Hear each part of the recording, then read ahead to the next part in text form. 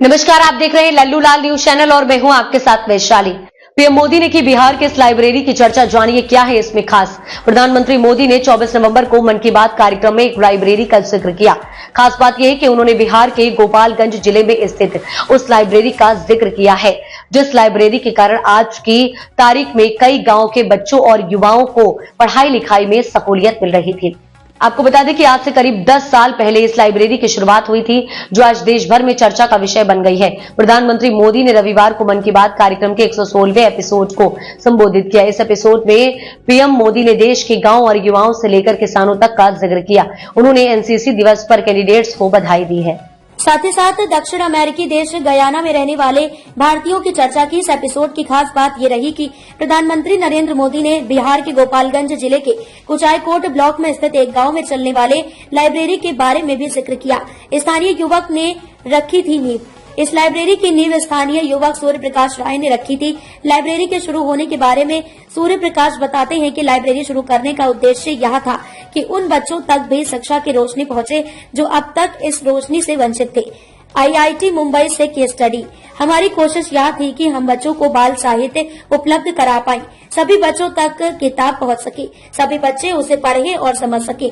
तीसरा उद्देश्य हमारा यह था कि पूरे बिहार को धीरे धीरे रीडिंग कल्चर की तरफ शिफ्ट करें। इस उद्देश्य के साथ हमने लाइब्रेरी की शुरुआत की थी। सूर्य प्रकाश ने आईआईटी मुंबई से एमफिल किया हुआ है। सूर्य प्रकाश कहते हैं कि गोपालगंज में इस प्रयोग लाइब्रेरी को शुरू करने के पीछे सबसे बड़ी वजह यह थी कि मेरा पैतृक निवास गोपालगंज है। लोगों ने की भरपूर मदद। सूर्य प्रकाश बताते हैं कि परिवार के लोग रांची में रहते थे, लेकिन गांव से रिश्ता हमेशा बना रहा है। जब भी मैं गांव आता था तो यही सोचता था कि शिक्षा ही ऐसी चीज है जिससे स्थिति को बदला जा सकता है।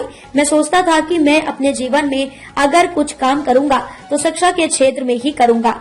गांव से की थी लाइब्रेरी की शुरुआत। सूर्य प्रकाश कहते हैं शुरुआत तो हमने लाइब्रेरी की शुरुआत अपने गांव से की थी, लेकिन इसके बाद हमारा कारवा बढ़ता चला गया।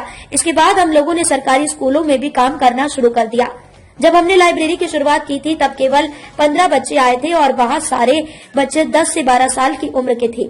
जब हमने उनके साथ काम करना शुरू किया तब हमें यह अंदाजा हुआ कि हमें इससे कम उम्र बच्चों के लिए भी काम करना होगा। शुरुआत में नहीं थी बच्चों के बैठने की जगह।